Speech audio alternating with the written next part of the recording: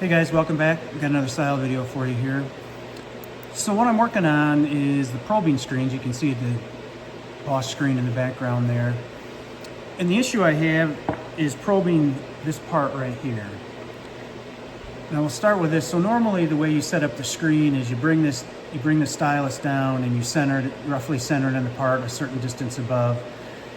You might have it 200 thousandths above the part and you say, hey, I want to measure down the side of it 50 thousandths. So you roughly set this at about 200 thousandths and then you enter a negative 250 in the routine and it'll come over to the side, bring it down, touch it. Obviously you guys probably seen it, know what I'm talking about, right? And it doesn't matter whether it's rectangle, square, or round. It's kind of done the same way, right? You center it above it, move it, it'll move over, drop down a set number, set distance, touch all the way around, and find the center of the part. So this part, normally probably wouldn't make this part out of stainless, out of a round stainless bar. I needed it to be stainless, and I had some drops left over from another job. So free stock to use on this project. But you can see, op 1 is done, and then op 2 is facing this disc off the top, so you can expose the top of the part, and then I can probe the top and do the remaining features that are on it, right? So, make the other side look exactly like this side.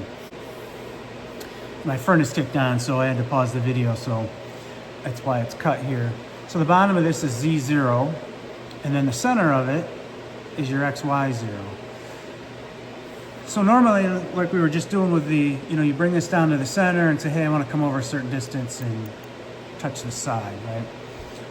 Well, you have just a small land to register the probe tip on.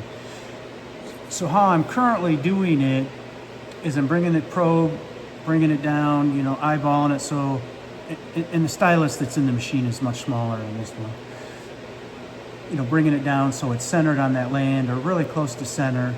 And then I'm using the jog wheel to back up 1/4 of an inch, which is 25 clicks on the dial.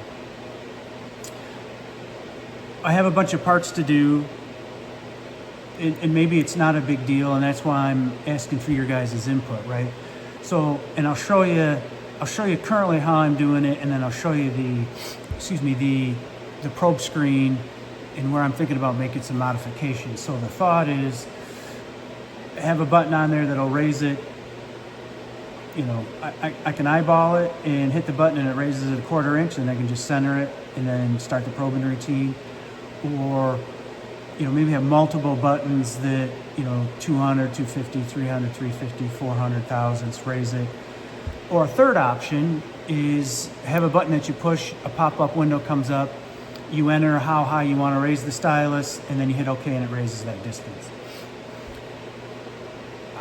Obviously, counting 25 clicks on the jog wheel is not that big of a deal. However, when you have a couple hundred parts to do, it does add time and can get annoying. And you'd be surprised on how many times you can forget what number you're on and you kind of have to start all over. So that was why I was thinking about maybe automating this. So in the comments, if you think it's something we should add or I could add, or you have a different idea, or you've seen another machine do it some different way, please post it down below.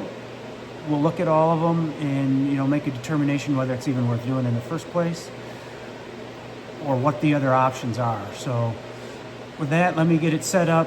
Let's get the camera set up, and we'll go on to the next stop. All right, so this is how I'm currently doing it. You can see the stylus sticking down there from the touch probe, right? So I've just been bringing it to the front of that part and then running the Z down and then just, eyeballing it in the middle of that land, and then, counting up 25 clicks, and I'll do that right now.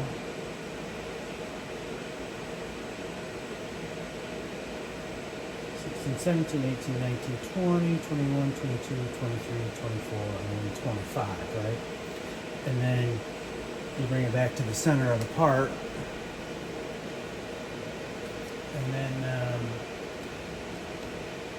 you go back to the screen, and I'll show you the screen here in a second what my updates are, but we'll go ahead and we'll measure this.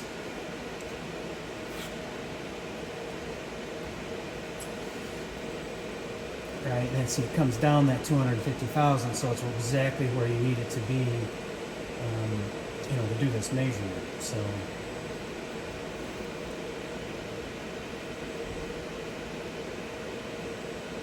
And like I said, the Z is the bottom of the part, so you would set that with a separate operation.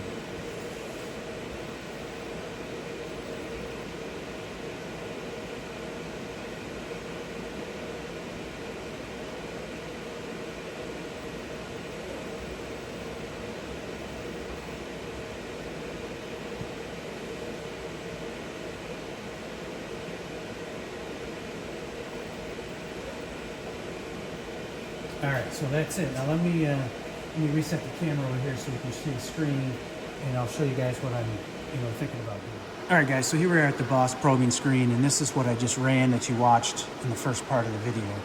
Here's the 250 thousandths that we raised up from the side of that part. And so my thought is, maybe this is a feature that might be used more often than what I think. Since you're trying to maybe hit a small spot on the part, maybe there's a small little window of a feature or whatever that you need to be able to probe off of. And this would give you, an opportunity to maybe to adjust that, a little bit more accurately than, most of the time I just eyeball it because it's not usually that important. So my thought is, I can utilize any of these open spaces down here. I could have a single button that would have a pop-up similar to this. Or maybe you said, hey, I want to raise it 250, 300, 400 thousandths, whatever the distance was that you'd want to raise it. You'd enter that in and then hit OK, and it would just, boom, and raise it that distance. Or maybe have this button raise it 200 thousandths, this one 250, this one 354, whatever. Be a quick way, boom, hit the button and it would go up 250 thousandths. It wouldn't be adjustable, but there certainly would be enough variable here that, hopefully you could get.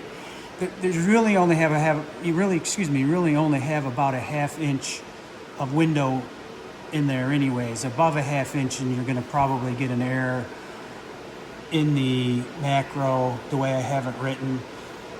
You could go a little more than a ½ inch, but I would say a ½ inch or below, and you're always going to be safe and not get an error. So that's really the issue. Maybe not do anything. Maybe just count the 25 clicks and be done with it. If you have a lot of parts like this that do the same thing, maybe this is easy.